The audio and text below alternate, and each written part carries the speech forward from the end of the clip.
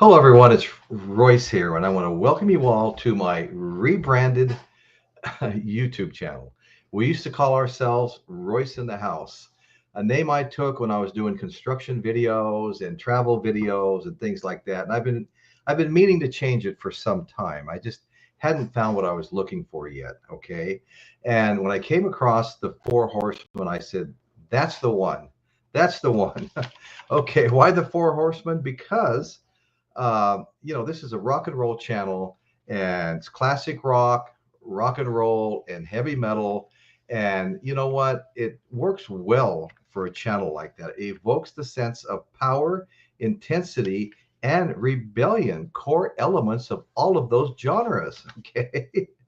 It's also a catchy and sort of memorable name, and it immediately conveys a sense of it sets the tone for the show and conveys a sense of power. So from now on, we are the Four Horsemen. How that's going to work, folks, I explained this last week too, but I may have to do it a few weeks in a row so everybody can hear it.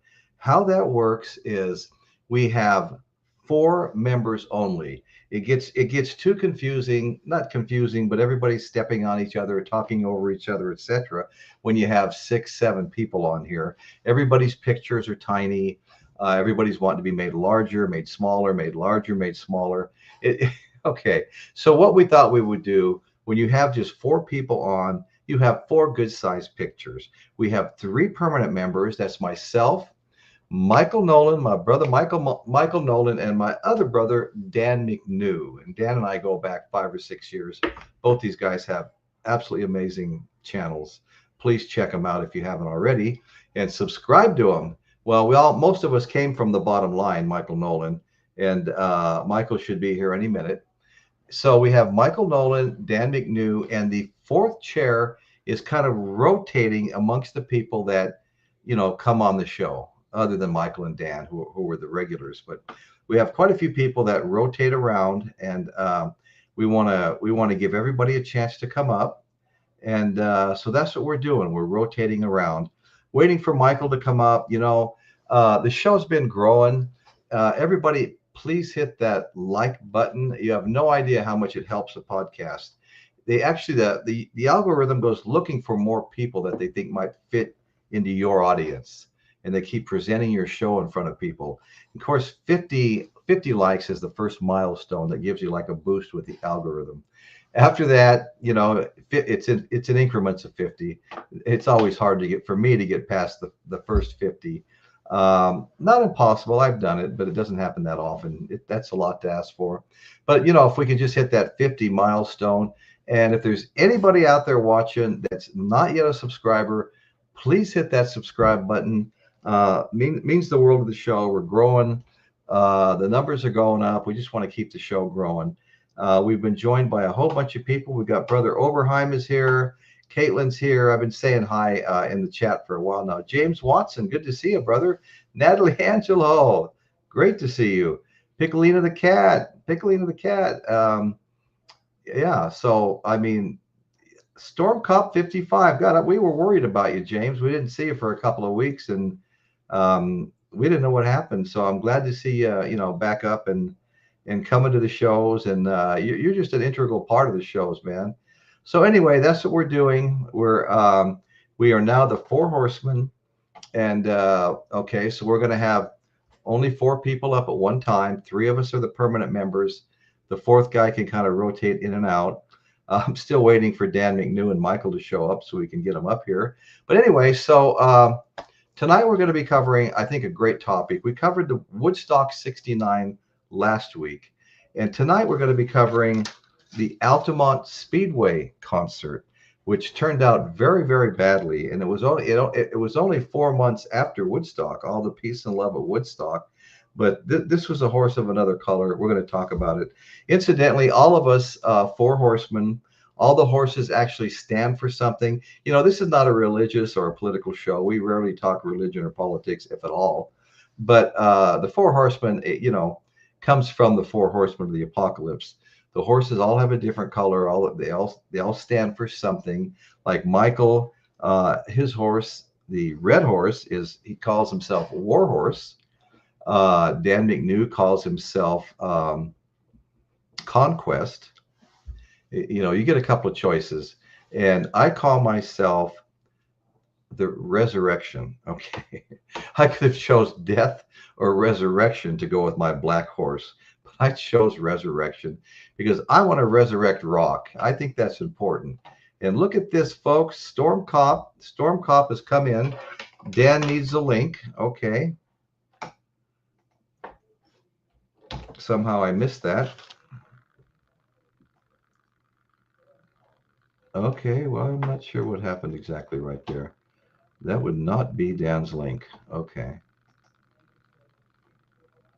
All right, let me do that again. Sorry, folks. Okay.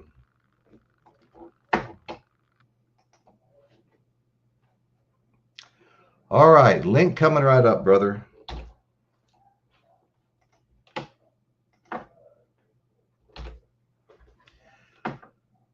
Okay, brother Dan, the link is up.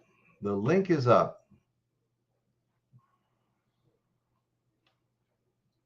I'll put it up one more time and describe it as the link for anybody that comes on that doesn't know what that link's for. People put them up for different things.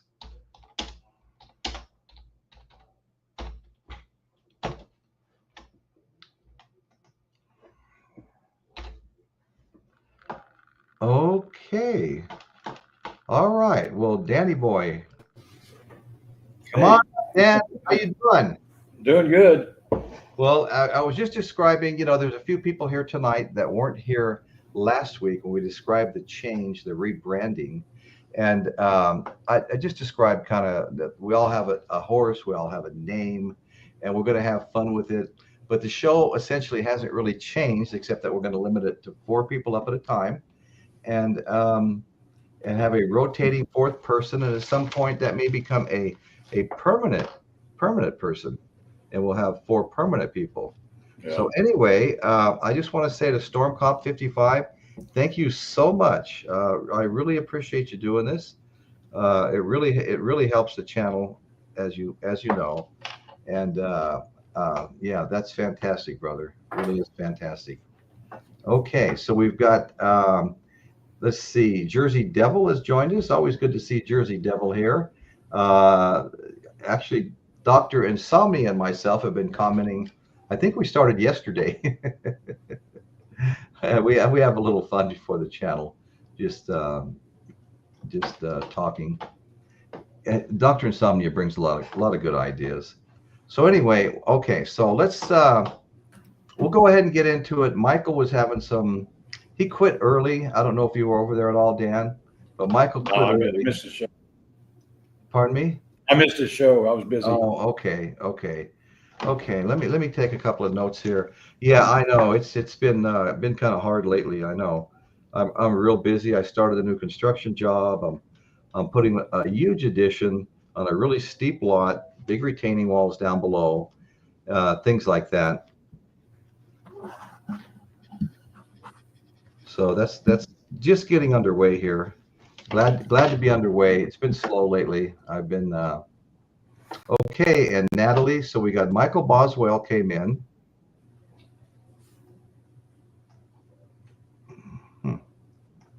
Okay, hold on, folks. So Michael Boswell came in with he's gifting 5 memberships. So now's your chance. Wow. Anybody that hasn't grabbed a membership. That's worth about $25, isn't it? 5 memberships. Yeah, totally. No, it's huge. It's a great gift. Thank you so much. Then we had Storm Cop in. He bought 3 months of a membership, which is awesome. Wow. Get a lot And of new let's members. see, Natalie Angelo's here. I'm trying to scrolling up and down and looking for her at the moment. Member for 3. Oh, there's Natalie. Hi, Natalie. Thank you so much, Natalie. Much appreciated. You have no idea. Yeah, it's been slow.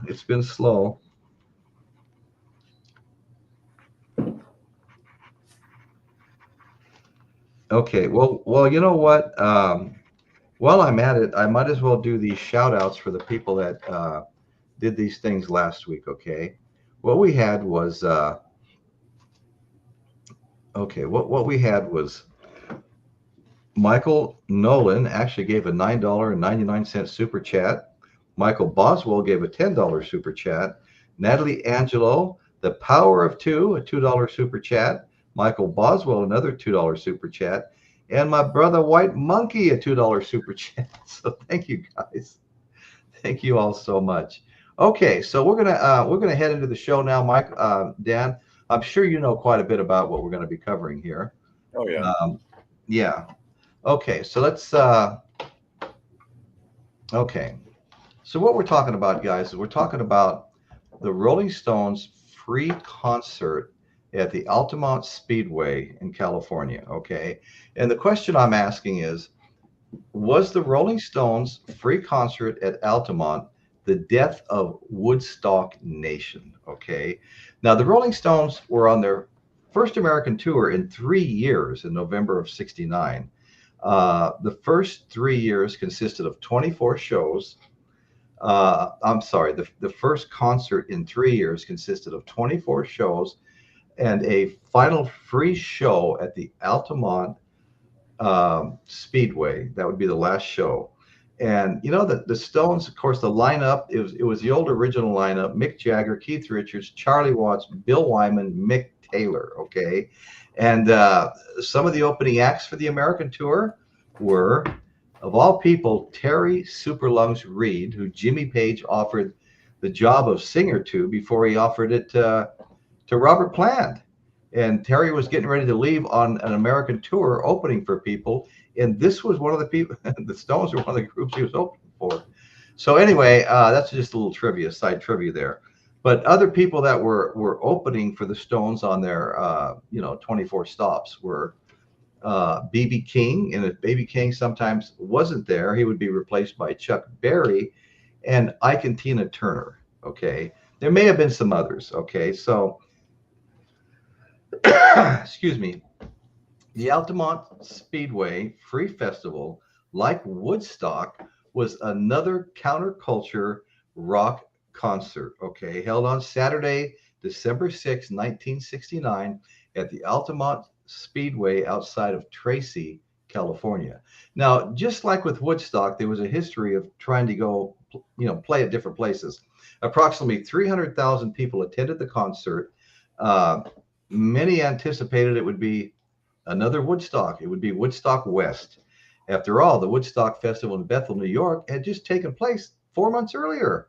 The concert featured performances in order of appearance: Santana, Jefferson Airplane, the Flying Burrito Brothers, Crosby, Stills, Nash and Young, the Rolling Stones. Rolling Stones took the stage as the final act. And what's sad was the Grateful Dead were scheduled to perform after Crosby, Stills, Nash and Young, but shortly before their scheduled performance, they chose not to perform due to the increasing violence at the venue. Things were starting to get a little out of hand. Okay, that's the way things were at Altamont. So badly that the Grateful Dead, the prime organizers and movers of the festival, didn't even get to play. Okay, filmmakers Albert and David Maysles shot footage of the event and incorporated it into a 1970 documentary film titled "Gimme Shelter," which I watched today. And I watched, I don't know how long back, but I've watched it before. But it's a great documentary, "Gimme Shelter." I watched it right here on my computer, on YouTube. Okay, so the event. Okay. The event is remembered for the use of Hell's Angels as security and its significant violence, including the killing of Meredith Hunter and 3 accidental deaths from. Well, I wanted to go through that later. Dan, I'm gonna switch over to you, Dan, and let's see. Give you the floor for a minute. What I'd like to do, to the extent that we can, let's don't start like I'm starting how the venue finally got together, finally got started. Let's don't jump immediately to how it ended. Let's just try to progress, through it to the end. But anyway, go ahead, Dan. Well, to be honest, I know what the lineup was, and I'm more focused on the end of it. I mean, okay, good. I think that's where most of the history was made. Not so much the concert itself, but the end Yeah. result of that concert. No, no, that's exactly right. Maybe that was a bad choice of words for me. I just thought, if I spoke for 5 minutes, the next person came on and said, and that was it, and that's the end. It'd be like, Well, okay, I'm a concert organizer, so I'm really interested on where people make mistakes and how they were corrected. yeah, And right. that's what I kind of focus in on the management of the entire festival. How it was organized and all that. So, but Just the good thing is though, I mean, mistakes in history like that is what made concerts, in the future much safer and better for everybody. You can't learn unless you make a mistake, and they made a lot of mistakes. that's exactly right. That's exactly right. So yeah. So anyway, got to the peaceful concerts we have today. Eventually, Yeah. Jersey Devils asking us, Dan, did Jefferson Airplane get into an altercation with the Hells Angels? I Yes. don't. I Yes. Yeah. Okay. Okay. Martin, what's his name? Martin. Well, he got stabbed in the leg with a bicycle spoke by one of the Oh Hells God. Angels. That must have felt Yeah. great. Wow. Okay. Let's I'm see. not sure. I'm not sure what the cause was, what how that came about, but yeah, he was stabbed in the leg with a bicycle spoke. Wow. Yeah. That's terrible. Yeah. It really got out of hand. Oh, we've got Knucklehead Rock has joined us. How you doing, Knucklehead? Welcome to the Four Horsemen, our new rebranded channel. Same topics, slightly different format. We're going to limit it to 4 people. Tonight, we're limited to 2. And that's okay. I don't know what Michael stopped his show early. It was really getting hot in the room he was in. And so he wanted to end it. He ended, I don't know, 10, 15 minutes early. But anyway, so here we are. We're just working our way through it. And Michael didn't say anything about not coming on, but something could have happened, Something could have happened. Storm Cop 55.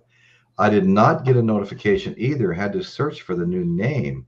Maybe YouTube will get their crap together soon. Boy, I hope so. I hope so. I made a post to the community on it and stuff.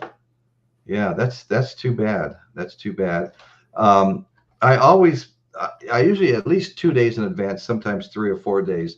If you just go to my channel where my shows are, it'll show you what's upcoming. If you have time to do stuff like that.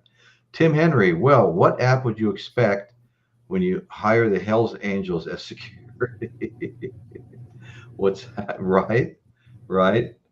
Yeah. Okay. So, all right. Well, let's get back and let's see. Okay. So, according to Jefferson Airplanes, Spencer Dryden, the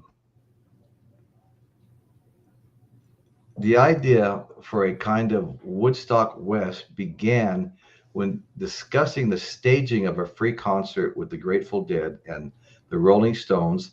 And they were initially thinking Golden Gate Park, where all those free concerts used to be that Grateful Dead attended, okay?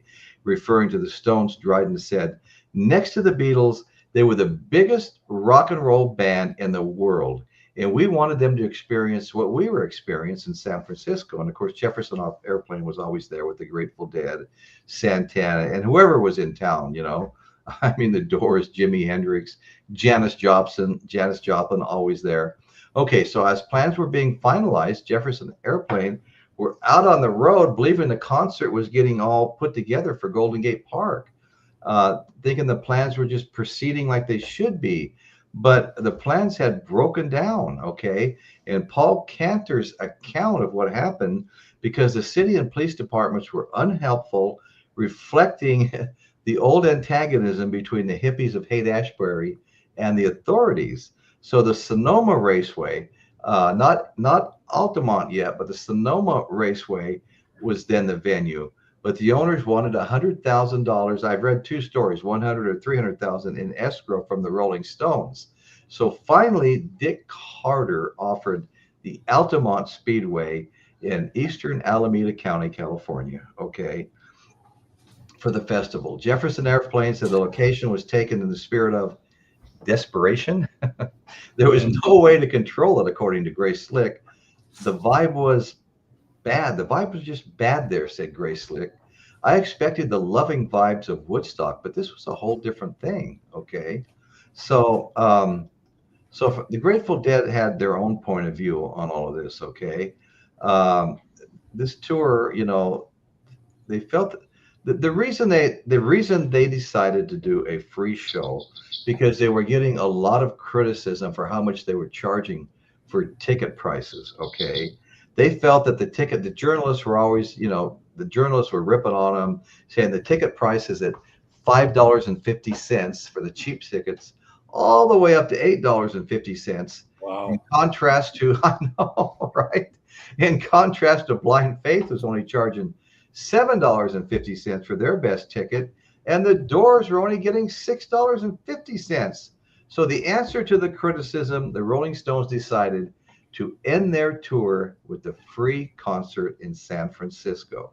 The concert was originally scheduled to be held at San Jose State University's practice field, as there had recently been a 3-day outdoor festival there with 52 bands, 80,000 attendees. Dirt Cheap Production was asked to help secure the property again for the Rolling Stones and Grateful Dead to play at a free concert. The Stones and the Dead were told the city of San Jose was not in the mood for another large concert and the grounds were out of bounds. Okay. So Golden Gate Park in San Francisco, that was actually the original first. So Golden Gate Park in San Francisco was next on the list. However, due to the things that I'd already mentioned, the city council, the police department, they really didn't want anything to do with it, So the hasty move resulted in numerous logistical problems, Dan. Okay, so we have been joined by the one and only Michael Nolan. No, you aren't. That's my fireplace. Yeah, well, I hope it's not too hot in there now. Well, hell, Royce, I've been back here for 10 darn minutes. Have you? Oh man, I had a link up and stuff twice. God, I wished I'd have known. That's all right, brother. So sorry about that. So anyway, No. I was just we were talking about how this thing got bounced all over the place before the guy that owned the Altamont Speedway stepped up and offered his as a venue, and it was kind of viewed as a last resort, so they took it. Guess they didn't feel like it was the best location, but the hasty move resulted in numerous logistical problems, including a lack of facilities such as portable toilets and medical tents. The move also created a problem for the stage design. Instead of being on top of a rise, which characterized a geography at Sears Point, at Altamont, the stage was now at the bottom of a slope. So the Rolling Stones stage manager on the '69 tour, Chip Monk, explained that the stage was only 39 inches high. They were only 39 inches off the ground, and so it just wasn't high enough to even get them out of the crowds. That can turn unruly. So because the stage was so low, members of the Hells Angels Motorcycle Club, led by Oakland chapter head Ralph Sonny Barger, were asked to surround the stage for security. So anyway, let me bring it back, panel. Okay. So Dan, you just heard that we were having a lot of trouble once again with facilities and stuff. Another one just didn't go off well after everything they should have learned from Woodstock. Yeah, well, one of the things, if you want to compare it to Woodstock, they were even as crazy as Woodstock was. They had 7 months to plan Woodstock. Even with their setbacks, they're still able to pull it off. And with this Altamont, they had just weeks, to get this together. Well, that's true. That's true. Then you had your problems with obtaining the right spot for the concert, and then finding the correct spot just literally hours. I mean, maybe 3 days. I think it's 3 or 4 days before the event, they finally settled on Altamont Speedway. Well, there's no way. I know from experience, you got to have more time than that. And so that was trouble from the very beginning. And to be honest, if I would have been in charge of it, I would have canceled the concert. It was free anyway, so nobody's going to. Fans weren't going to lose anything. The Grateful Dead did cancel it. Yes. They did cancel it. They They were worried it was starting to get violent there, so they just said, They were the only ones that showed any freaking common sense that day. You know, they tried to get this over. First of all, this was supposed to be a Jefferson Airplane, Grateful Dead kind of groovy sort of thing happened. Yeah, their original plan was, you know, Golden Gate Park, that type of thing. Exactly. San Francisco officials wanted nothing to do with policing that. No. So it was going to go out to Sears Point, which was right in my backyard. And probably between the two facilities, that would have been the one to go with. But Sears Point wanted $300,000 put up as a bond against it by the Stones. The Stones didn't want to do that. The only reason the Stones got involved in this is because they were being criticized for their high ticket prices at their concerts. And so they thought this would get them back into the good graces to those who were giving them criticism. So they kind of joined in on this whole thing. Dan was talking about a bicycle spoke. That was Stephen Stills. He was being stabbed constantly. You're right. By a sharpened bicycle spoke during it. Marty Balin was knocked out by a Hell's Angel, right? And they said after Santana started the whole thing, and his set was good. But as the afternoon went on, you know, tempers frayed, and it was also, you know, you say only 4 months after Woodstock. First of all, we did a lot of praising of Woodstock last week, but there were problems, and there were tons of problems. There were lots getting of people fed. There was medical emergencies that weren't quite met up with. It was put together together by a shoestring. And Michael Lang was the main guy. Well, Michael Lang was involved in this one. And he even went over Altamont, flew over it, and made the same damn plans that he made for Woodstock that didn't work regarding public toilets and everything. And you're right, Royce. The stage was about this high, which is about right here. Okay, no, it was that's about 39. High, maybe that high. And everybody wanted to touch a stone or to touch a rock star. And then this is another thing. Sonny Barger said that when the Stones first contacted him, he said, no freaking way. We're not the police. We're not going to do this. And so the agreement with the Hells Angels was for them to run security around one of the generators they needed for the electricity for the event. That was their official capacity. And yet, what do we hear and what did we see? The Hells Angels, as the afternoon went through, they were provided at $500 worth of beer.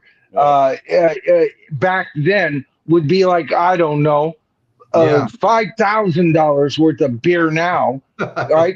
They were lit beyond all capacity, and they were in front of the stage, and they were armed with chains and sawed off cue sticks. And so whether they initiated some of this, they did not initiate all of it. There was a lot of crap coming from the fans. See, you say 4 months, Royce. I'm going to tell you, it might as well have been 4 years later. That Woodstock was the end, okay? And Woodstock was not without Mar. That was it. The Summer of Love was 1967. It ended with Woodstock in 69 and died at Altamont, in my opinion, because now you had a different fan in the audience. But now classic rock had a few years behind it, right? And now every monkey's uncle was a long hair, whereas maybe 3 years before, only those who got it were long hairs. But Then it became stylish, and every freaking monkey's uncle had long hair, and it did not mean you were a peacenik, right? And it became No, cool. that's It exactly became right. cool to go to these concerts, right? And so they were there. It was a different crowd. 4 months, hi, Chris. 4 months later, it might as well have been 4 years later. The Yeah, 60s were over. right. You know, I kind of wonder too if some of the success and the bad things that happened depended on where the country these festivals were being held. You know, one was in New York, one's in California. 56 years ago this weekend, we had one right here in Louisville, the Louisville Pop Festival, which I think you also had the Atlanta one, I think Yeah. later.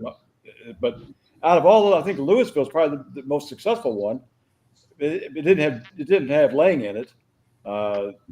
That was the Angus Wynn here locally that did put that one together. And there was no murders, no deaths, no violence. It went off with a Right. hitch. Right. It wasn't a free concert. They had security. Everything worked perfect here. So I kind of wonder if it's the geography, the different cultures in different parts of the country that may have been the difference. Yeah, except Yeah. that then you kind of got to go, well, yeah, California was kind of known back then. It's not like today.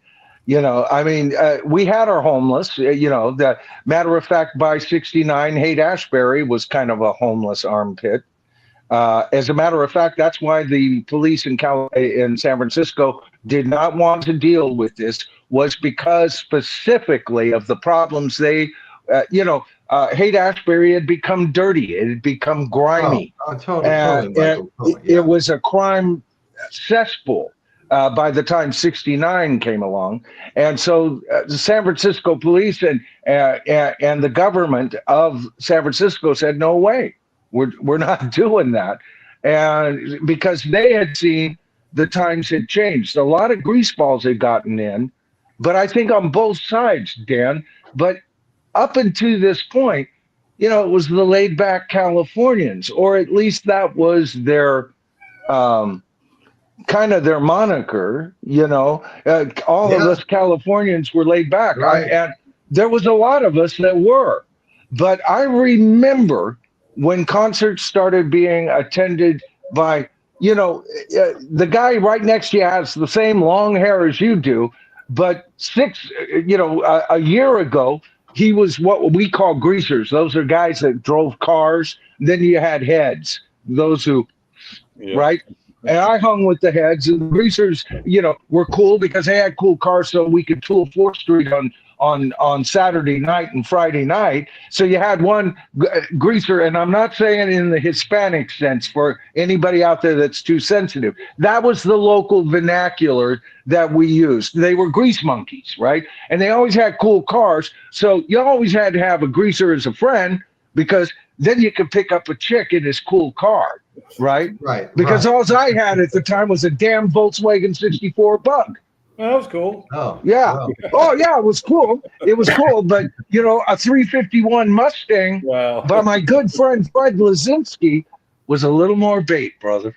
I got to tell you, Michael, what you're saying about, the different groups when we were teenagers. Back in Henderson, Nevada, we didn't know what to be, We were like long-haired, pot-smoking lowriders with our cars all lowered to the ground. We were like a little bit of everything, Yeah, me and my crowd, I'll tell you, I had to get my GED because I didn't have enough credits to graduate high school, because the last year and a half of high school, I was over at the JC, which was right next to us, jamming with musicians on the lawn and watching rock bands over there instead of showing up for history or whatever. Right. So I didn't have enough credits. So I was one of those people that were like, yeah, man, I bought into the whole magic of it. It affected my life like that. And, but you also had to be tough enough because of these clowns out there. You couldn't be the peace and love Nick that you were a year ago. No. You had to be able to hold your own, and so the whole scene was changing every 6 months at that point, wasn't it? Yeah. Yeah. Oh God. Right. Can I I? had a couple of friends, and boy, what a, we were long hair and peaceful and fun loving and drink a little wine, and but some of these guys I knew that I grew up with in Henderson, they just loved to cause trouble. Everywhere you went, it seemed like almost somebody would start a fight with another group. Well, boys will be boys. I mean, I'm not saying I was some peacenik. I mean, I got into my No, I fair know. share of scruffs and everything else, like any other high schooler. You either Well, did that yeah. or you became bullied, and I wasn't going to have Well, any of that. So, we had inter town rivalries. Boulder City up on the hill, and I can always remember the older guys all getting together to go to Boulder City. When I was a kid, and then Las Vegas in the other direction. But anyway, so Chris, go ahead, Chris. I was just going to say, and kind of directing towards Dan, I guess, his comment is, how like in the mid 60s, like 67, 68, 69, and they had the Isle of Wight festivals. Maybe they should have taken some of the things that they were doing right over there and applied them to Woodstock and Altamont. Honey, I know you don't want to be here right now. Well, I still think comparison. I still think one of the biggest problems with the hold on, with the Altamont concert was that it was a free concert. That's another thing too. The people that were coming to that concert weren't invested at all as what they're going to. So I think when you're a concert goer, you paid money, so you want to see what you came for. Most people, but I guess there are going to be a few troublemakers that are going to try to cause trouble. But for the most, when you have free, you've just invited everybody and anybody. And I think Woodstock got away with it because initially it was a paid concert, and at the last minute it turned into a free concert. This was known well in advance; it was free, so might be inviting trouble that way. Right. But do you think it would be like comparison to stuff they did there that could have been brought in with your experience in organizing stuff? As far as what now? As far as like a comparison to like the Isle of Wight or something like that, those kind of festivals. Yeah, I'm not real familiar with that one. For that festival. Yeah, I know it's in England. Yeah. I know it's a big festival. I know very little about it either, not being from England, but right. I know it's big. I know that was the festival that Bob Dylan decided to go to after Woodstock because he felt it had a better vibe for what he wanted to project. And it's interesting, Woodstock was supposed to be what he projected. That they wanted him more than anybody there. Yeah. They wanted Dylan there, He was a local boy there. I mean. Yeah. So the limited knowledge I have on the Isle of Wight is Dylan was happy the way it went off. He was happy with his decision. And I know it's it's still going on. Don't they still do concerts and shit? As far as I know, they do. Yeah. I mean, it's been a big deal, but it's one of those venues. See, I'm not over in Europe. I'm not aware of it like I am. I mean, the one we're talking about tonight is in my back door. I mean, that's Bay Area, baby. That's where I was born and raised. And so it all happened at that time.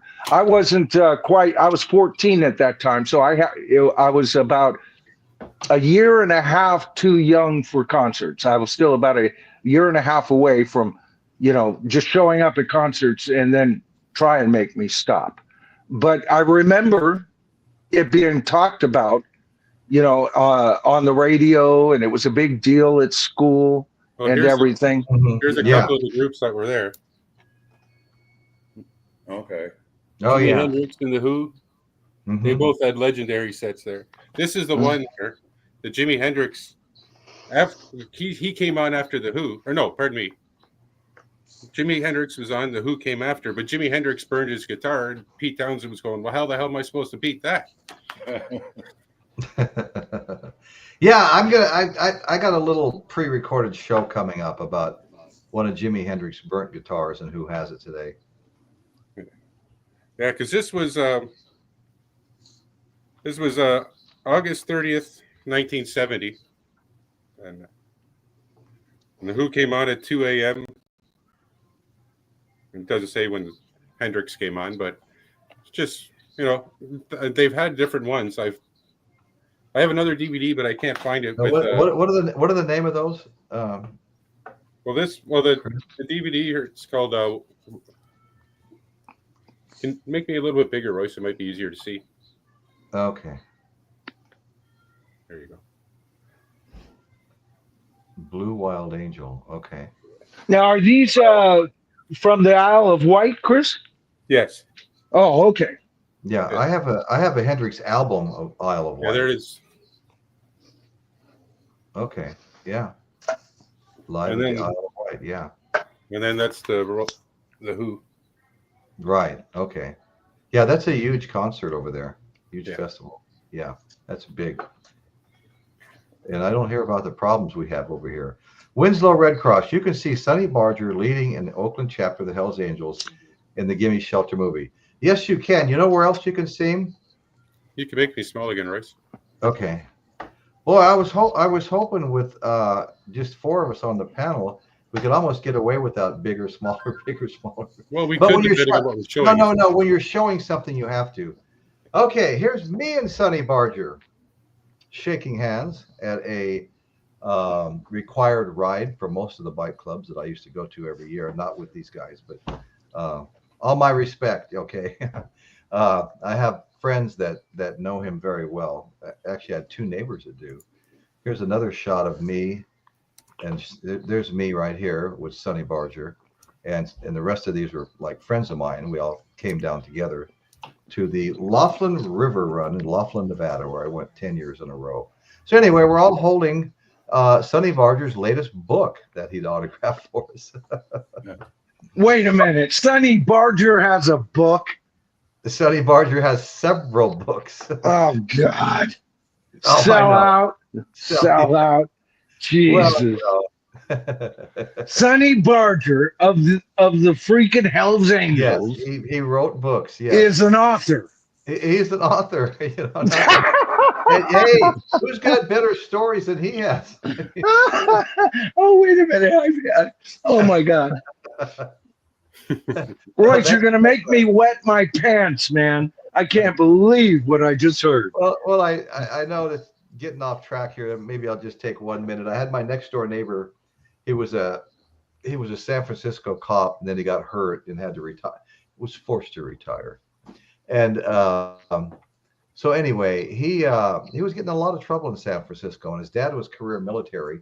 So what did he do? He joined the military, and actually said he wanted to go to Vietnam, but his dad, I think his dad was a pretty important guy. He wound up being sent to Germany, where his dad was from.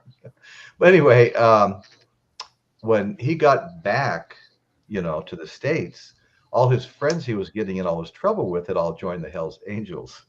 And one of them was the secretary treasurer there with Sonny Barger in the Oakland chapter that helped incorporate everybody, standardize the colors and all of that.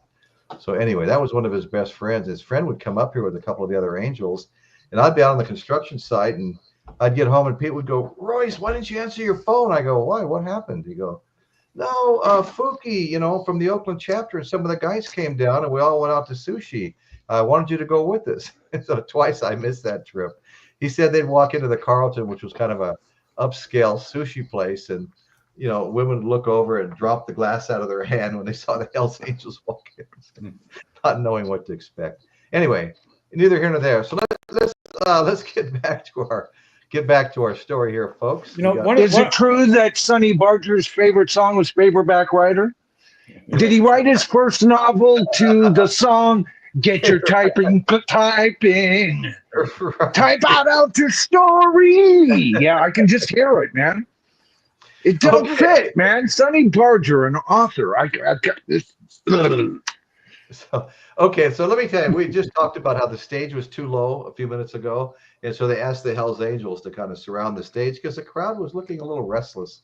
And so Mick Jagger had already been punched in the head by a concert goer within seconds of emerging from the helicopter. Yeah. Somebody just punched him in the freaking head. Okay, he was visibly intimidated by the unruly situation and urged everyone to just be cool. cool down during the third song. Sympathy for the Devil. A fight erupted in the front of the crowd, right up by the stage, at the front of the stage, in fact, prompting the Stones to pause their set while the Angels restored order. After a lengthy pause and another appeal for calm, the band restarted the song Sympathy for the Devil, and I could see where that would be a rallying point to start fighting, So anyway, continue. So it's important to note at this point, you just said the Hells Angels restored order, yet we've talked about their official capacity wasn't to do so. They were to be guarding. Yes. Yes, they were to be guarding a generator, and yet they wound up in front of the stage, and that per the request of Mick Jagger. Yeah. So at this point, some of the Hells Angels got into a scuffle with Meredith Hunter, 18 years old, when he attempted to get on stage. With a bunch of people were trying to get on stage, fans. Right. One of the Hells Angels grabbed Hunter's head, punched him, and chased him back into the crowd. After a moment's pause, Hunter returned to the stage, where, according to Gimme Shelter producer Porter Bibb, Hunter's girlfriend Patty pleaded with him. Well, folks, I'm having a little problem here. I've got screens. Oh, here we go. Thank God. I've had to restart my computer during the 2 last streams that we did. Okay, his girlfriend was pleading with him to calm down and move back into the crowd, but he was just enraged, irrational, and so high he could barely walk. Okay, according to one account, who could see the audience clearly from the top of a truck by the stage, said of Hunter, "I saw what he was looking at, and that he was crazy. He was on drugs. He had murderous intent. There was no doubt in my mind that he intended to do terrible harm to Mick or somebody in the Rolling Stones or somebody on the stage." Okay, so following the initial scuffle with the Angels, he tried to climb back on stage. He was seen wearing a bright lime green suit in the filming that was being done. He returned to the front of the crowd, drew a long-barreled .22 caliber revolver from the inside of his jacket. Hell's Angel, I won't mention his name, seeing Hunter drawing a revolver, drew a knife from his belt, charged Hunter from the side, powering Hunter's pistol with his left hand and stabbing him twice in the head with his right hand, killing him. Okay, so the event is remembered for its use of Hells Angels as security and its significant violence, including the killing of Meredith Hunter, who we just talked about, 3 accidental deaths, 2 from a hit-and-run car accident, 1 from a drowning incident at an irrigation canal. Scores of people were injured, numerous cars were stolen and subsequently abandoned, and there was extensive property damage. Okay, so let's get back to the panel here and talk about this a little bit, because it was a really crazy scene, man. It was no Woodstock, let me tell you. Well, I think one of the things too, it's keep in mind that these big outdoor concerts like this were still in their infancy. Yeah, there was no blueprint yet, but little did they know they're actually creating the blueprint as they went, as time went on. Right. And then, like nowadays, for years there was Ozfest. Well, they had that blueprint down. It's a carbon copy, and it worked. But if it wasn't for these mistakes from the early days, we wouldn't know how to put them together today. So that's exactly right, Dan. We wouldn't have to know how to put them together today and make them work, and be profitable. Yeah, there you go. It cracked me up that when I was reading why the Rolling Stones were doing the free concert, because of all the criticism they were getting for charging between $5.50 and $8.50 for a ticket, which was a little bit more than the Doors and a little bit more than Blind Faith. And so they wind up doing the free concert, and this is what comes of it. Yeah. Well, one of the things too, because I was curious with all the terrible things that happened at that concert, I was thinking to myself, the lawsuits must have been flying. I was wrong. There were really no lawsuits. There was one. There was an $11 million lawsuit towards Sears Point because they backed down their word, and it caused them to have to move over to Altamont for the concert. which caused all these problems. And you mentioned that they wanted what, $300,000 or something for the concert, and not only that, they also wanted 50% of all the money generated by the movie, the film that they're going to make. That's right, the documentary and the films. That's exactly right. Yeah, that was a lot to ask for. Yes, that's too much, you know. So yeah, it definitely was too much. Yeah, they basically priced themselves out of the thing, which caused the event to be moved just days before, which caused all the havoc, you know. So, and you know, the lawyer that did it, you remember Melvin Belli? Yeah, I recognize the name. Yeah, he's the one that brought that lawsuit forward. And I never really did find out if they won that lawsuit or not from Sears Point. But okay. And also there was Melvin Belli was representing. He's representing two people. One of them was the Rolling Stones Limited or something like that. But it really had nothing to do with the Rolling Stones. Rolling Stones never got involved in any lawsuits or anything from that, and it was really their idea to begin with, which I thought. Yeah, that's right. Yeah, they should have shared some type of responsibility on that. Right. But they never did. Well, they had better lawyers, I guess. Yeah, they had money for good lawyers. Yeah. The whole thing was a mess because of the shitty planning or lack of planning. John, our good friend John Patterson, there was no proper investigation after the fact at Altamont. I was just reading that. The local police wrote it off as hippies killing hippies. Isn't that crazy? Yeah. I mean, I've heard people say that about, you know, gangbangers in the inner city. Oh, it's just gangbangers killing gangbangers. But I have never heard anybody dismiss it as just hippies killing hippies. God, that's crazy. I gifted one Royce in the House membership. Paul, thanks, brother.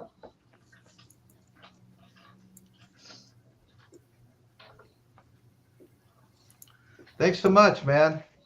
I'm glad you're doing well, because you'd been gone for, I don't know, at least 3 weeks, and we didn't know what happened to you. John Patterson, wow. Yeah, so there's definitely a couple of things. I mean, you had such, you know, good people that can calm a crowd down, you know, that. Yeah. I mean, the perfect security, you know. I mean, they're all patient and they know how to, you know, diffuse a situation. Right. And then, like you said, you get everybody who's there free and they don't give a shit. They're just here to see music. Yeah. And, you know, and obviously just because it's a raceway doesn't mean they have the facilities to fill it up even more than they would normally have, right? Right. Lots of logistical problems. Well, you know, when they had the concert here in Louisville Pop Festival, initially it was going to be in Dallas Motor Speedway, another speedway. And the speedway said, no way. So luckily there was, back in those days, this whole area was nothing but open land. Not anymore. It's all city now, but back then it's all open land. And luckily just south of Dallas International Motor Speedway was Louisville Lake, well, part of Louisville Lake, and just open, perfect. It was a perfect area. And the biggest negative thing that came out of Louisville Pop Festival was the locals did not like the fact that these hippies were going naked, jumping in the lake to bathe. That was the worst thing. So you're doing okay there. Yeah, I never heard of any fights. You know, I wasn't there, of course. I was only 12. But looking back at, you know, the reports and all the interviews, there was never any indication there was ever any violence there at all. It was very, very peaceful. Huh. Wow. I thought it was Michael. Were you on the show when I mentioned that one of the acts opening for the Stones tour in '69, 24-stop tour, was Terry Superlungs Reed? Yeah. Okay. Yeah, I heard you say that. Okay, I thought that was interesting, because the reason they turned down Jimmy Page is because he had some American acts he was going to be opening up for. So anyway, George, music for all 4 seasons is here. Anyway, so we're gonna let's see if we got a little more here. So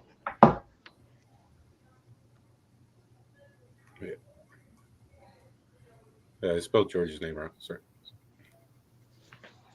okay, yeah, they were filming the documentary from the top of the bus. That's the guy that got all the footage.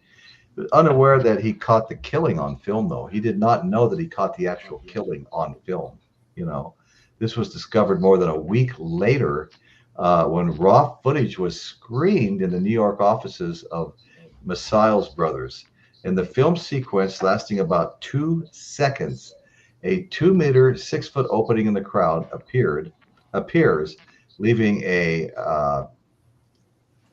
Breedhoft in the center. Hunter enters the opening from the left. His hand rises toward the stage, and the silhouette of a revolver is clearly seen against Breedhoft's right light-colored vest. So one of the Hell's Angels is seen entering from the right and delivers 2 stabs with his knife as he parries Hunter's revolver and pushes him off screen. The opening then closes around Breedhoft. Okay, so the guy that reportedly had done the stabbing 5 times in the upper back, although only 2 stabs are visible in the footage.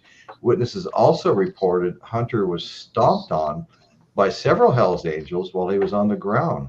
The gun was recovered and turned over to the police. Hunter's autopsy confirmed he was high on methamphetamine when he died. A Hell's Angel was arrested and tried for murder in the summer of 1971, but he was not convicted. Okay, let's see. Okay, 1971, but he was acquitted after a jury viewed concert footage showing Hunter with a revolver and concluded that HA, Hell's Angels, acted in self-defense. Okay, so the Rolling Stones were aware of the skirmish, but not the stabbing. The band stopped playing mid-song. Jagger was heard calling into his microphone. We've really got somebody hurt here. Is there a doctor? After a few minutes, the band began playing again and eventually completed their set.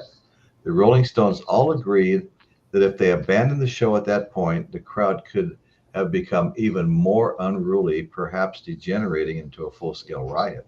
Wow. Wow. The Stones had to be a little worried because of the stage height. Even though the Hell's Angels, you get close to the crowd.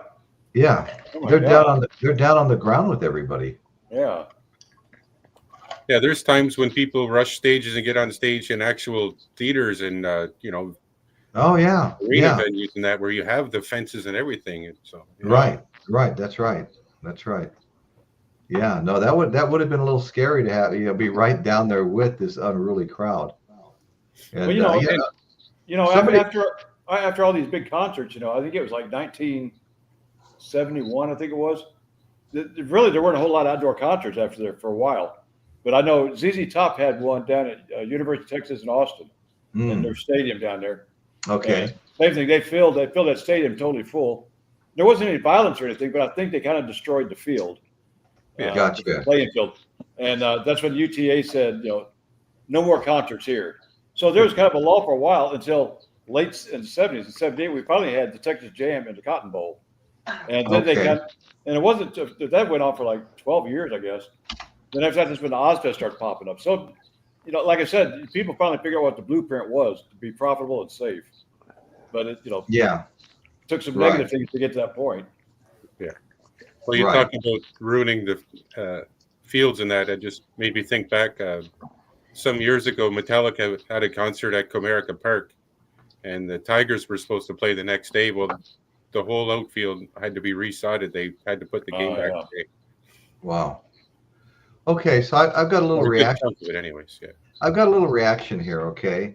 Rock music critic Robert Christgau wrote in 1972 that writers focus on Altamont not because it brought on the end of the era, but because it provided such a complex metaphor for the way an era ended, okay?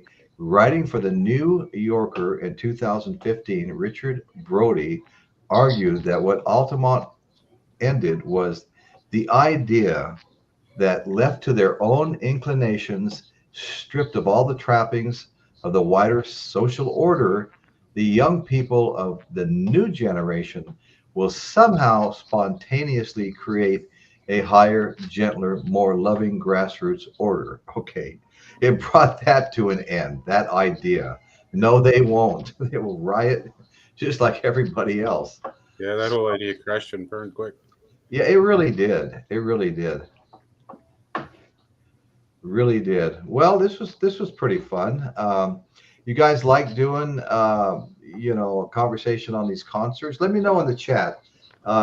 Is there any other concerts you would like us to talk about going forward? I mean, the Isle of Wight might be a good one. Well, there's been so many. Well, we've had some disastrous. The first Woodstock was peaceful. They just were not organized. But the second one in the 90s, I mean, they were lighting fires and everything. It was just chaos broke out. I don't know that much about that one yet. I haven't studied it much, but it was quite a mess. Yeah, there's anytime you get a big concert together, and there's one little screw up, it could be a major thing. Yeah. Look at this. Well, it was in the '80s with Cincinnati and the Who when they had the Stampede. Yeah. Oh wow. Yeah. Yeah. Like there's close to 100 people killed in a stampede. Then you had the fire at the station. Yeah. With what's the name of the band? White Stripe or no, not White. I can't. His name slips me right now.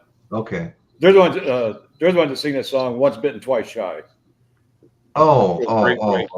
Great White. Great White. That's right.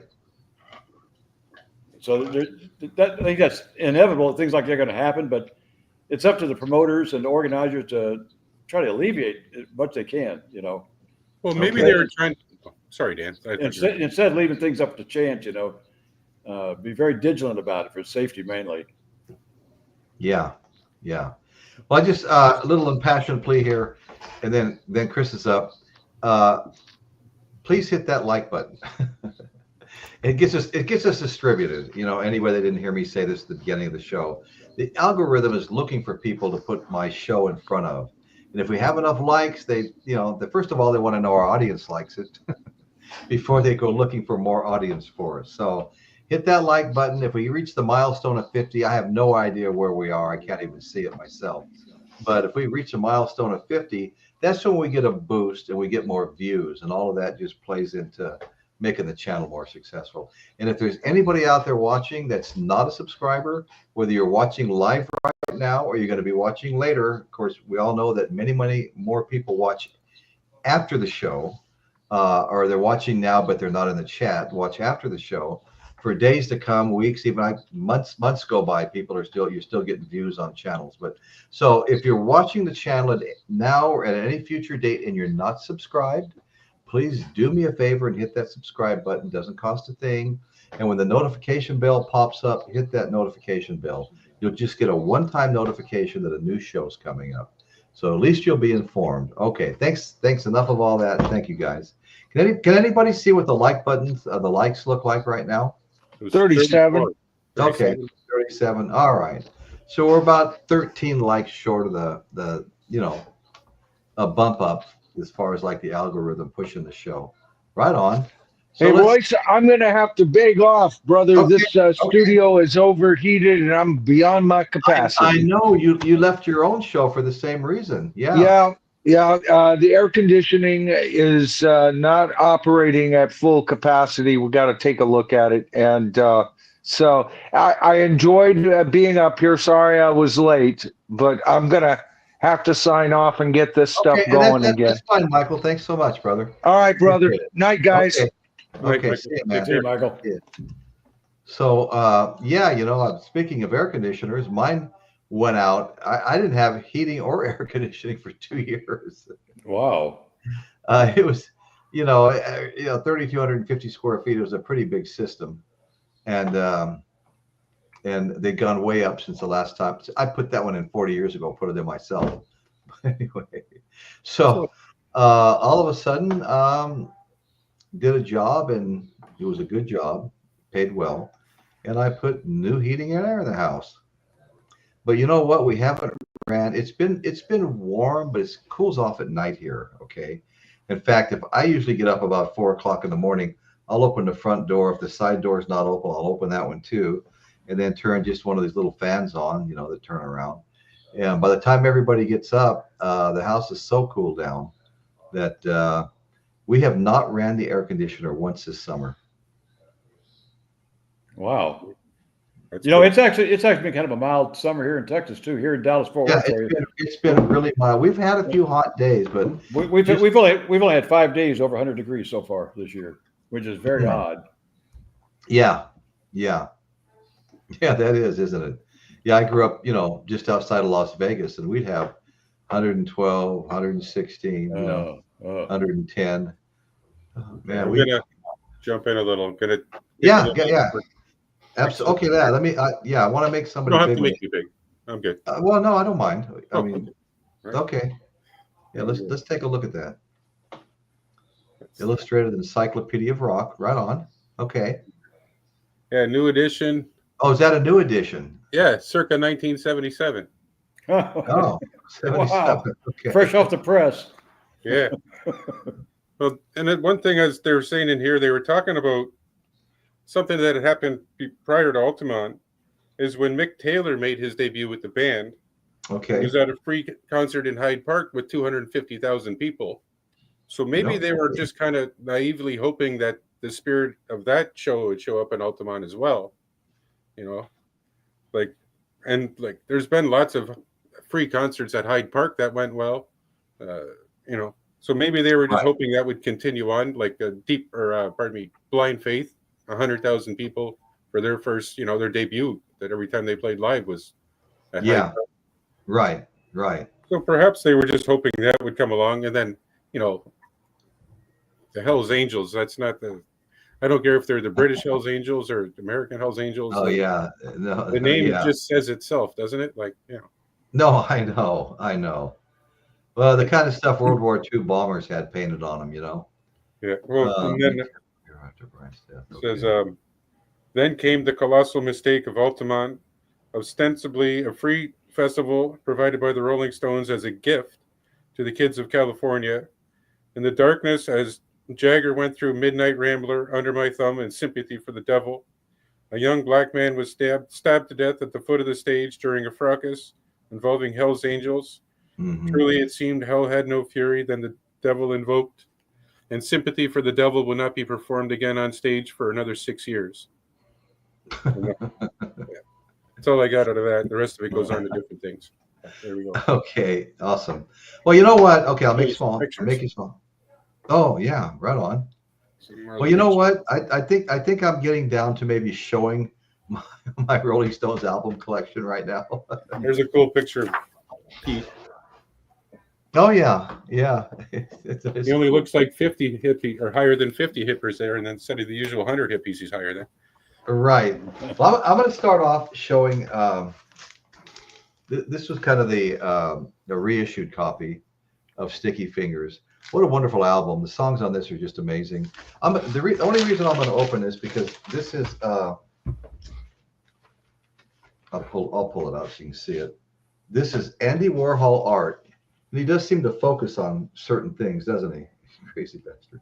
Anyway, Andy Warhol art.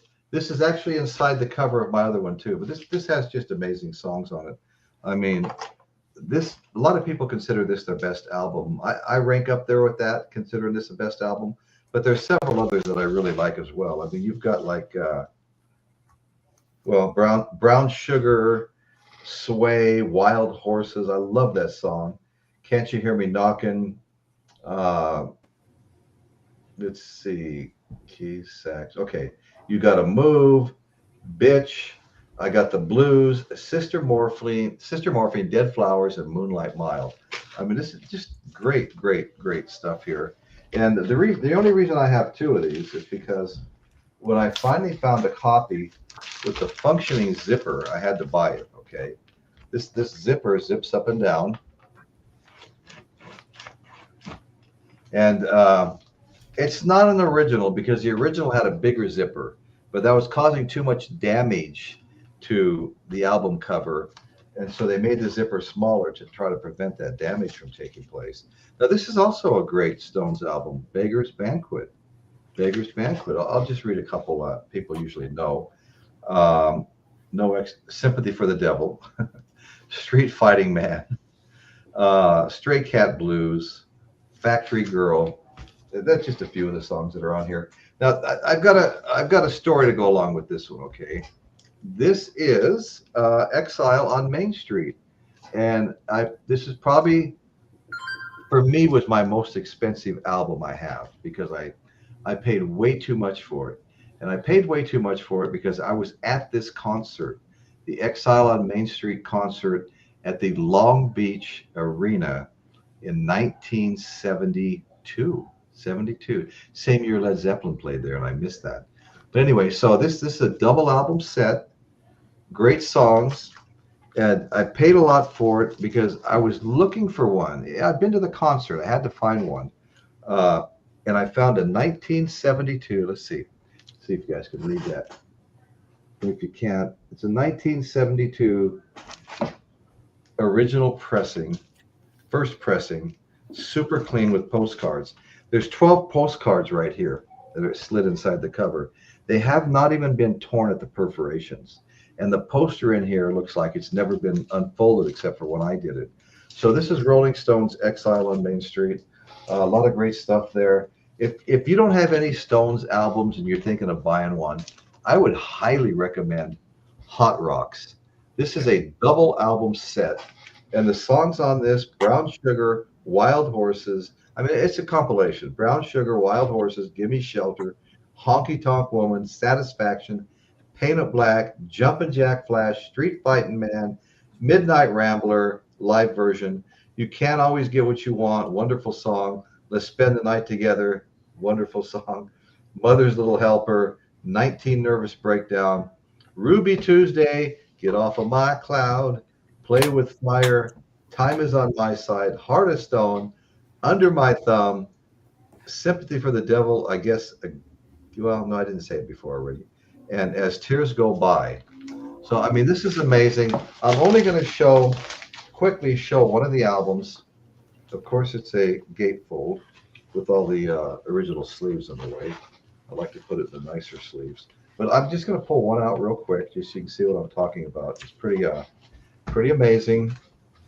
We've got the gold marbleized vinyl. Okay.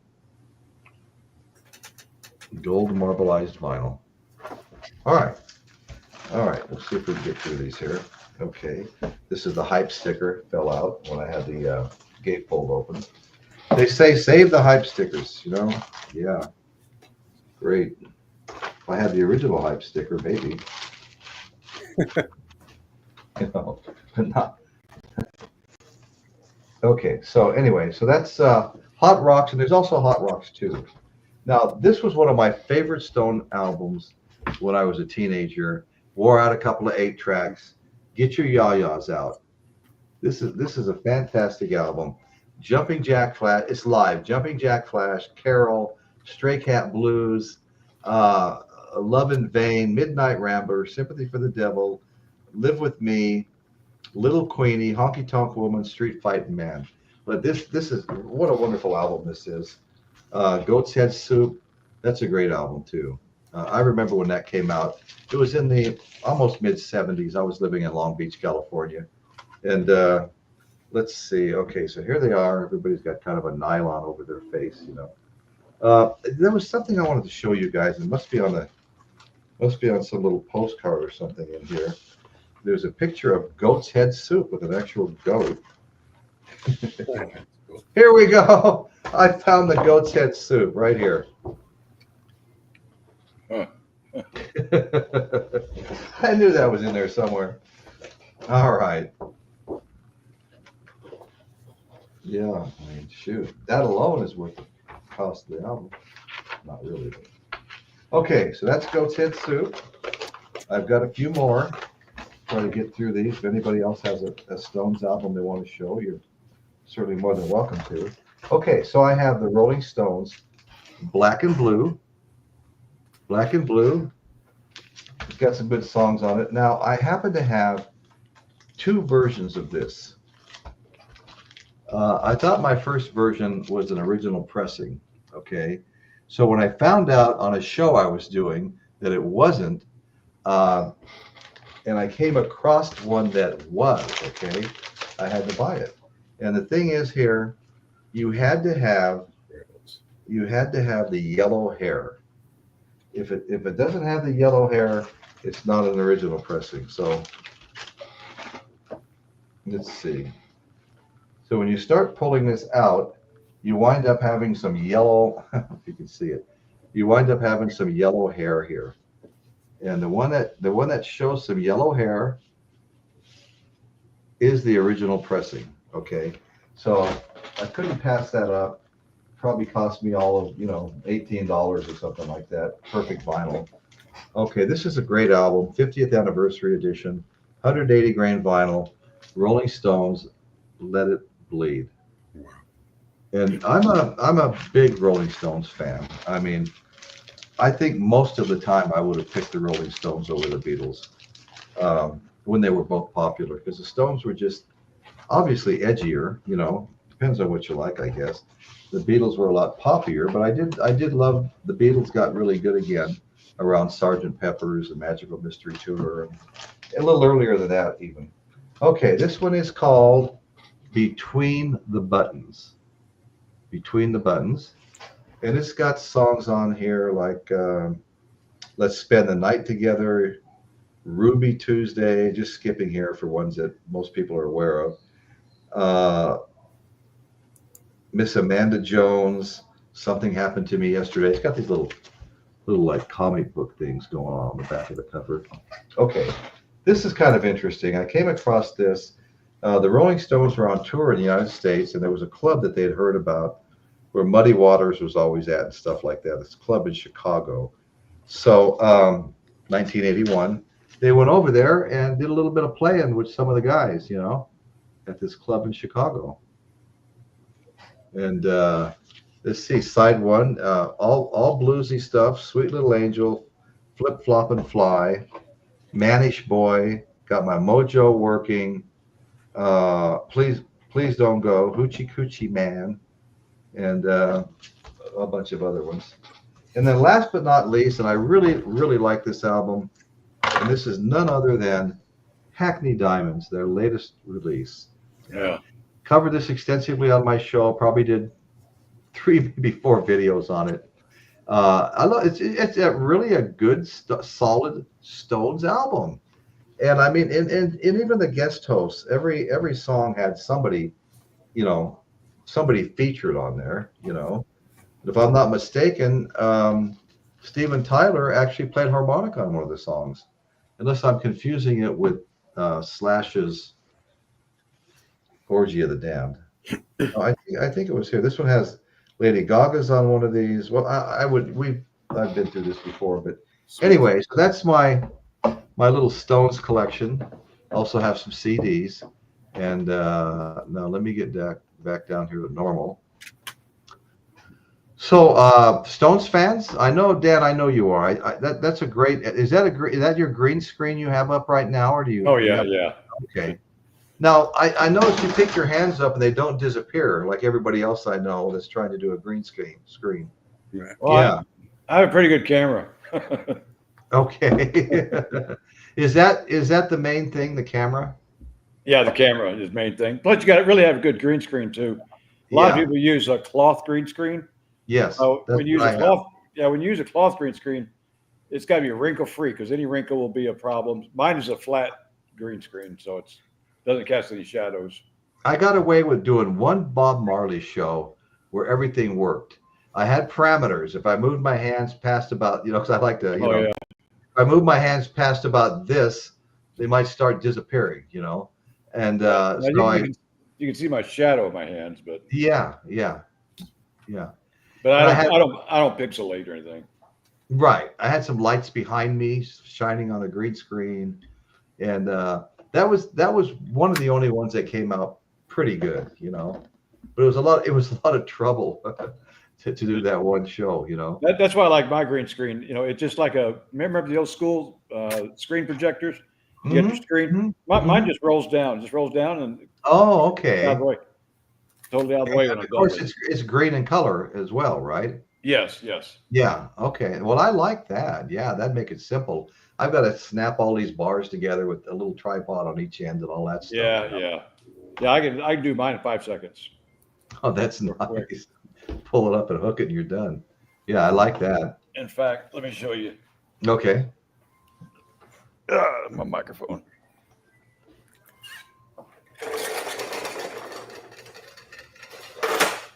I'm done. Oh man.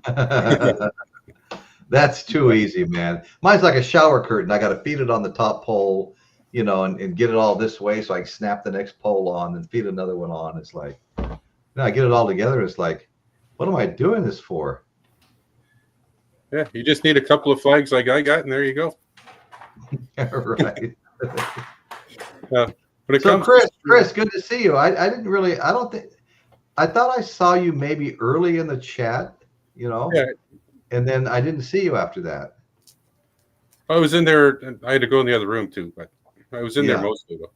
Okay. Yeah, it's gonna show. I got most of the CDs or albums you talked about, but here's a couple more that you didn't mention that I have. Okay. Their Satanic Majesty's Request. Right. That one's a good one.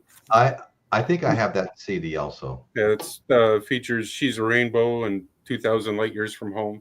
Mm-hmm. Mm-hmm. Yeah, the cover is unforgettable. Yes. And then also I got a 2 CD version of the Tattoo You. Oh, Tattoo You, yeah. Yeah, the second CD no, got a bunch of outtakes and rarities. Okay. And the compilations, I got the Hot Rocks that you had, but also I found I got another one. Is that but more it's got Hot a lot Rock? of this. Yeah. Oh, 40 licks. 40 licks. 40 I'm licks, sorry. Yeah. So it's got 20 songs on each disc, but it's Wow. got a lot of the same tracks on Hot Rocks, but some of the newer ones too, like Have You Seen Your Mother, Baby? You Got Me Rockin', Your Love Is Strong, you know, some of those newer ones, Tumbling Dice. So just some of the, like the probably from the 80s and into the 90s and whatever. Right. Yeah. Well, yeah, there's, but that's what, because it's got a good mix of the old stuff like Street Fighting Man, Give Me Shelter, No Satisfaction, Last Time, Jumpin' Jack Flash, 19th Nervous Breakdown. yeah, Have love You all Seen those Your Mother, songs. Baby? Yeah. Sympathy, Mother's Little Helper, She's a Rainbow, Get Off My Cloud, Honky Tonk Women, It's All Over Now, Let's Spend the Night Together, Start Me Up, Brown Sugar. Now tell me, I'm sorry. Go ahead. I'm sorry, interrupting. Don't Stop, Happy, Angie, You Got Me Rockin', Mixed Emotions, Fool to Cry, you know, Anybody Seen My Baby, Under the Cover at Night, there's another good one, Emotional Rescue. Yeah. Well, let me ask you guys. Okay. Now think about the Beatles' Red or Blue compilation albums. I would pick that list you just read me over either one of them. Yeah, me too. How about you, Dan? Yeah, probably so. Yeah. Yeah. Because I know last week I was on here and I was saying about all the compilations and anthologies and all that. I mean, I do like, compilations and that, but yeah, I don't want the new ones, all the greatest hits. And then you got 2 new songs. Oh, we're going to sell you the same music that we just sold you 2 years ago. Right. With a couple of extra songs. If you got all those extra songs, put them on a single disc and release it as a special, product or something like that. Right. Well, James Watson was alluding to something when I almost interrupted you that I was going to bring up. Half of Majesty's is brilliant. The rest is very interesting. I read that was a very, very unpopular album when it came out. I think it's grown on people over the years. It's a little more popular. Okay. But not when it came out. They got a lot of criticism for it. There you go. Oh, Tattoo You, yeah. Oh, you can get a look at the face, but that's not as fun. Yeah. And you mentioned one of my favorite Rolling Stones is Some Girls. When I was a kid, that was one of my mom's favorite. So I heard that so many times, it was crazy. Yeah, I like that album. I think that's a really good album, Some Girls. Well, look at second behind Sticky Fingers for my 2 favorites. So. Yeah. I like it about that much too. Dr. Rick says Satanic Majesty was an odd knock off of Sergeant Pepper's. I heard something about that before, Dr. Rick, or somebody else saying basically the same thing. Winslow, Cool Stones collection, Royce and Chris. Well, thank you. Well, I love the Rolling Stones. There's still some stuff like Chris is showing, you know, Tattoo Yous and things like that, and Hot Rocks too, another compilation. Yeah, I don't know how many albums they got out, probably 3 or 4 times what I have. And they're gonna be coming out with another one, because when they made Hackney Diamonds, they had a whole bunch of tracks that they didn't use. They made way more tracks than they needed, and of course they felt they were all good songs, but they just put together what they thought went together well for that particular album.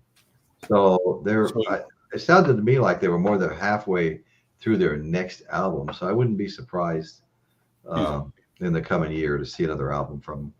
Jumping Jack Flash is about Richards Gardner. Okay. Cool. Yeah, I hadn't heard that before. Yeah, if they have all those extra songs or whatever, do it as like this the Tattoo You or the Led Zeppelin disc reissue. Do it as a companion disc, but don't give me a whole new collection. Make you buy the whole right. Add 2 more songs to it. Right. That's not new. I totally it's a money grab for 2 new songs. Money grab for 2 new. Oh yeah, I wouldn't touch that Beatles box set, the one that just came out, the Anthology 4, right? I mean, it doesn't even interest me in the least. It's like the last thing in the world I'd go down and buy at a record store, you know. Yeah. But I mean, if that's what you're into, there are a lot of people that are called completists, and I know several, you know. And if it's Beatles and it's new, they're going to buy it, period, because they don't want to miss out on having any bit of it, you know. Yep. And that's okay too, you know. I mean, there's a few artists I get a little obsessed with too, and you wind up finding the same songs, not all the same. I mean, you know, you'll find Purple Haze will be on half the shit you have, you know, or something like that. Well, see, myself. Go ahead, Dan. Yeah, you know, one of the talk about completists. One I know for a fact is Michael McVeigh with Kiss. Oh God, that guy has not only albums. We're talking boots, costumes, everything. He's got everything, Dan. And you know, it's funny you should say that, because I mean, Kiss didn't put an album out for how many years? It was a long time. They didn't put an album out for like forever, and so all of these bootlegs were coming out of all over the world, actually. And everything that was being sold that had Kiss on the cover, they bought. Yeah. You know, everything. Well, I mean, as far as being too much, I mean, I have a lot of Led Zeppelin stuff. I have a couple of their box sets. I have actually some of the albums. I have 3 versions of the original CDs when they came out. And then in 90, when they remastered them, I got some of those. And then I got every one of them reissued. And I got 2 box sets. I got the remasters box sets I showed you before. Right. And then there's like there was another compilation called The Early Days. There was one called The Latter Days. There's one where it's just like a big box, almost like a slipcase box of all their albums together. That's called The Complete Set. And there's like Are you talking about Led Zeppelin still? Yeah. I've seen it on YouTube, or I mean on Amazon and Best Buy and different places like that. Okay. But and then there's like Mothership. Mothership's the only one I'm interested in getting because of the booklet you were showing last time. Yeah, I have that one. Yeah, it just gets redundant, doesn't it? Oh, yeah. Well, I love Mothership, and it sounds really good too. I have all the studio albums of Led Zeppelin. I have Mothership. I have Celebration Day. I have Celebration Day, with the DVD on CD version, and I've prepaid for it at Merch Bar like almost a year and a half ago, and it's still not in. They haven't produced anymore. And I'm also on the contact list at Tower Records when they finally get them in. Which one are you trying to get? The CD version of it? Or no. I have the CD version, the album version of it. Yeah. And you can find them on eBay if you want to spend $250. I mean, they were selling for like $59, at Tower Records and all these other places when they were, and it was 3 albums plus a Blu-ray DVD, and a booklet and stuff like that. And you can buy them that are even still brand new, never opened off of eBay. People that bought multiple copies for $250 or more. But my wife said, you know what, Royce, why don't you just do that and forget about it? I don't know. I'm going to call Merch Bar, who already paid for it, not knowing they didn't have it in stock. I didn't see that note anywhere. But anyway, I think I'm just going to pick something else out that they have and swap it, for what I've already paid them. So anyway, this was good tonight, guys. Something I've always wondered too on just like the Beatles albums. How rare are the acetones? The acetone copies where they make the plates to make the album. Yeah. I wonder what I'm sure they're locked up in some safe someplace. But I wonder what something like that would, original acetone for Rubber Soul. How much? To me, that's more valuable than the album itself, because that acetone is what made that album. What made that album exactly? I've got one acetone. It's from one of George Carlin's albums. I've got the original acetone from that album. So that's what I like collecting. I get some rare Frank Sinatra stuff too. But, do you? Yeah. And probably my most expensive vinyl that I've got in my copy is Pantera's very first album. Well, no, the very first album with Phil Anselmo as the singer. That's worth about $400. But see, I got it from the band though. I didn't buy it from the store. I got it from the band. Okay. Speaking of Pantera, I'm going to see Pantera this Wednesday. Oh, you are? Yeah. Did you make a Facebook post on that, or? Yeah, there's a good chance I'm going to get there early and see this sound check and hang out with the guys for a while. So that'd be great. I'll report on that next week. Oh, good. That sounds like fun. Sounds like a lot of fun. Yeah, the first time they came through town, I passed. I wasn't too excited about seeing the new version of Pantera. The new version with your two friends, gone now. Yeah. But this time around, it's been 2 years since there's their second. Right. Their second year touring, third year touring. Right. So I figured, I'll go see him. I can't make a good judgment about it unless I see him. So I'm gonna go check. That's true. Now, is Zach Weil still playing guitar for him? They got somebody else. Yes. Zach. Oh, yeah. Then I'll be seeing Zach again in December. He's coming through with Zach Sabbath. So, Zach Sabbath. Okay. Yeah. I guess after all the time he spent with Ozzy doing Sabbath stuff. Oh yeah, and I think this is probably closest you'll ever see to a Black Sabbath concert now is Zach Sabbath. Yeah. Yeah, I'd go to see it. What is that going to cost, do you think?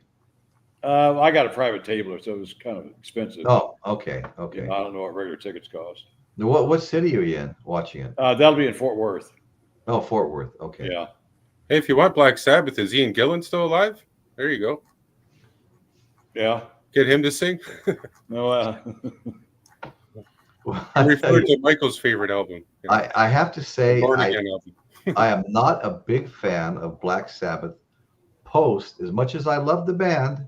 Yeah. And I have an awful lot of Black Sabbath, but post Ozzy, it just wasn't the same. Yeah. It's like I used to tell Michael Nolan, I like Ozzy's solo better than I like Black Sabbath with anybody but Ozzy. And he finally said, let me think about that for a minute. And he kind of he feels the same way now.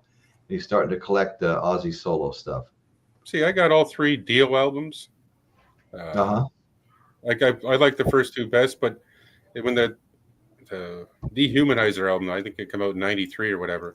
Okay. I was just coming out of high school and whatever, so I got into it a little bit. But gotcha. And then what was it, the Born Again album? But I always thought that it's technically a Black Sabbath album, but I always, if you take the Black Sabbath name away from it, it's actually not a bad album. If you put Black Sabbath's name on it, well, then it just doesn't sound like Black Sabbath at all. So just use it as, I think it was originally supposed to be Tony Iommi solo album, but the studio made him make it Black Sabbath anyways. Okay, yeah. I thought it'd sell better. Yeah, a week after I see Zach Sabbath, I'll be in Birmingham, England, visiting some of Ozzy's spots over there. Oh, wow. Oh, nice. That's great. That's cool. Yeah, totally. Yeah, that'll be fun. I'd like to go back to England. We were over there. Yeah, this might be my first time over there, so it's all kind of new to me. Yeah. But, getting it all planned out now. So I'm gonna make a little mini documentary of my trip over there. I'm also going to probably look up some Judas Priest spots too while I'm in Birmingham. Plus, I'll be staying in London. I'm going to travel up to Birmingham. And then, Right. Yeah, I took a lot of footage when we were on our trip over there. I caught a couple just sitting in a doorway in Venice, Italy. He's playing the guitar and she's singing. Let's see, what was it? House of the Rising Sun in Italian. Yeah, I have that on video. I need to put that up somewhere, and a bunch of stuff. Riding in the gondolas and all the normal stuff you do in Italy. But England was a lot of fun. I didn't realize how much. I mean, we're like at Abbey Road and what is it, Barnaby Street, where all the rock stars go buy their clothing, and we're kind of doing a little bit of a rock and roll tour while we're there. Looking at some of the studios, Trident Studios, and different ones. And I'm definitely going to be playing the part of a tourist this time. Yeah, right. Normally, when I travel, I don't like acting like the tourist, but I'm going to be a tourist this time around. Yeah, enjoy it. Take it, soak it all in. Right. I've been there once when I was 19. I got to go to England and London, and I went to Ireland. Like I spent 3 days in England, 7 days in Ireland, and then 4 more days in England. And let me tell you, Dan, enjoy it because, I mean, I live in Canada, one of the most beautiful countries in the world. You live in the United States, one of the most beautiful countries in the world. But in some sense, they pale in comparison to those two countries. To me, it's the history. I mean, yes, that's what it is. Yeah. If you get that, and then you look around at all the landscape and the history just comes at you. That's for sure. Yeah. Isn't that crazy? I mean, you don't realize we really don't have any history compared to them. Yeah. Well, we're less. As a country, 250 something years. Right. Versus right. A couple of thousand over there. Couple of thousand. Well, even more than that. I mean, heck. Yeah. Dr. Rick's asking if I did a show on the Monkees. I have a really funny show on the Monkees that's up, but it's really more about Jimi Hendrix. Hendrix's people got together with the Monkees people, and they thought they could get those two entities to widen their audiences, especially Hendrix after he got back from England. They took their cue from Eric Burdon, who had hooked up with a pop band and was getting a lot more notice over here, and gaining a lot of new fans. So they took their cue from that, and they had Hendrix opening for the Monkees. No. He didn't really like their music. They loved his. They'd seen him a couple of times in concert, different members, and he was opening for him. And Dr. Rick, I'll just tell you that I might have told you this before, but it was supposed to be, I can't remember how many stops. It was like, I don't know, 60 something cities they were supposed to go to. And Hendrix would get up there, come in and play, and several rows, front row seats, several rows of them would be sitting there with screaming 14, 13, 12, 15-year-old girls, "We want Davy, we want Davy." And they would scream like that through Hendrix's entire set. He's playing like, All Along the Watchtower, Red House, Purple Haze, and the girls were all just, "We want Davy." So he tried to figure out a way to get them to kind of get into his stuff, So he'd go, "Foxy lady," and then he'd beckon them to all scream, "Foxy lady." Instead, they'd scream, "Foxy Davy, we want Davy." And they kept going on and on. By the 7th show, he slung his guitar off. He flipped off the audience. All these young girls with their mom and dads with them, flipped them off and quit the tour on the 7th show. So that's the only show I've done on the Monkees. Although I will say, the Monkees were absolutely loved in Laurel Canyon. Everybody wanted to be friends with the Monkees. And one of the Monkees who had a house there threw a lot of parties, and it was nude only. Everybody that came to his parties had to walk in naked. Yeah. It must be kind of strange going from Daydream Believer to Purple Haze. Right. I know. Isn't that crazy? But I have that video on my channel. You can type in Jimi Hendrix opening for the Monkees, and the video will pop up. It's only, I think, 7 minutes long.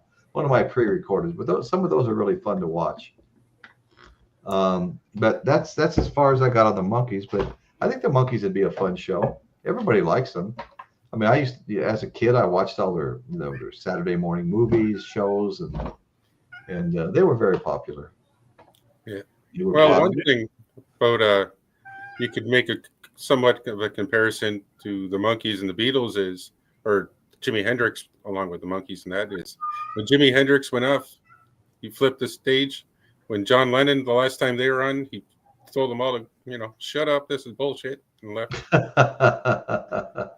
Different reasons for getting mad, but all the same. Yeah, different reasons for getting mad, but it's all over the crowd, basically, right? Right. All them crazy teenage girls in the crowd ruining it. Right. Ruining all those great plans that they made. Yeah. Monkeys show soon. Dr. Rick wants a Monkeys show. We're gonna have to look into that. Hey, you'll be Caitlin's favorite in the world. Oh, I even sent Caitlin a Monkeys album 3 years ago or something. Yeah, remember that. I see where a couple of people in the chat said they saw the Monkees in '86. That's when I saw the Monkees too in '86. That was without Mike. That was without Mike Nesmith though. He wasn't part of the show. Gotcha. Yeah, he left in the early '80s, didn't he? Yeah. Somebody's got a cat that's not happy. That's okay, so okay. All right, everybody. Thank you guys so much. Appreciate you hanging with us in the chat. I hope you enjoyed the conversation, and please come back next week, and hopefully I'll finally get a pre-recorded done to put out sometime midweek. Anyway, thank you guys so much. Love you all. Thank you. And Chris, Dan, thanks so much, for hosting in here. And so we're going to sign off now, and that's what's happening in Royce's world, or the Four Horsemen's world today. All right, guys. See you later. See you.